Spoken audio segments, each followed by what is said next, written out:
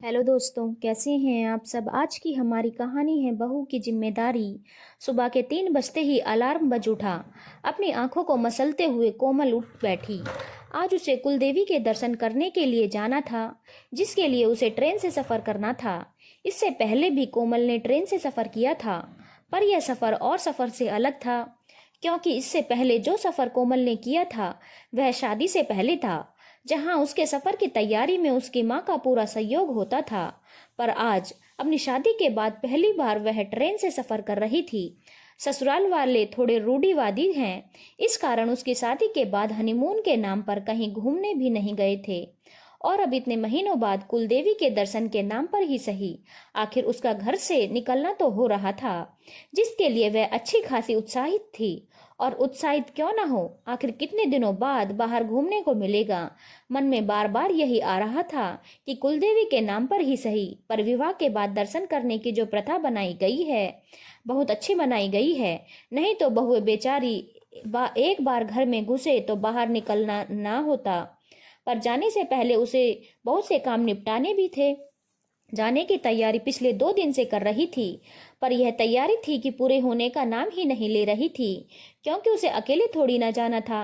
साथ में पतिदेव लोकेश, सास सुमन जी, ससुर प्रदीप जी भी साथ में थे। तो जाहिर सी बात है, उनकी जरूरतों का सामान भी कोमल को ही ध्यान देकर रखना पड़ा होगा। कहने को तो सुमन जी की पैकिंग 2 दिन पहले ही हो गई थी, पर उसमें भी सब कुछ तो कोमल को करना पड़ा। अरे बहू, यह सामान देना तो, अरे जरा वह सामान देना तो। वे तो पलंग पर बैठी बैठी सिर्फ ऑर्डर दे रही थी। भाग भाग कर तो कोमल को ही सामान रखना पड़ रहा था। कई बार सामान रखवाती तो कई बार निकलवाती भी, और फिर भी तारीफ खुद की ही।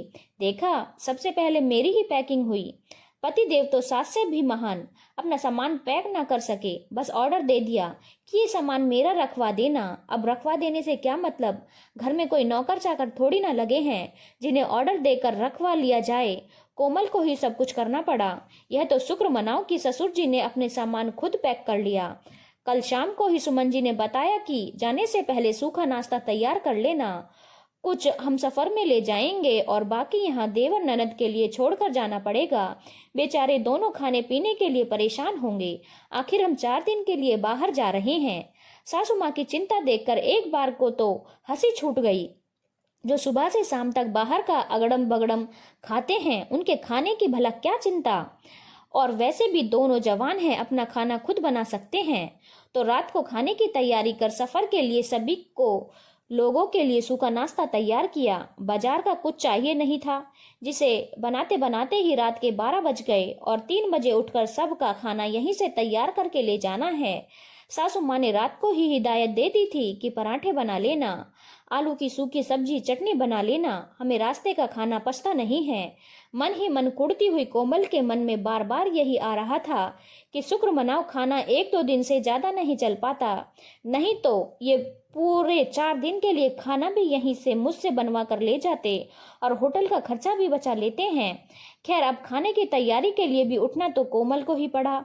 उसने उठकर सारा खाना तैयार कर लिया, तब जाकर 5:30 बजे सबको चाय बनाकर जगाया, क्योंकि उससे पहले उठाने के लिए सासू माँ ने सख्त मना किया था। जब सबके गले में चाय गई, उसके बाद ही उठकर सब नहा धोकर तैयार हुए। उसमें भी 10 चीजें कोमल से ही पूछे जा रहे थे। ये सामान कहाँ रखा है, वो सामान कहाँ रखा है, पापा जी की दवाइयाँ रखी कि नहीं, गैस सब चेक कर लिया ना, लाइट के स्विच चेक कर लो।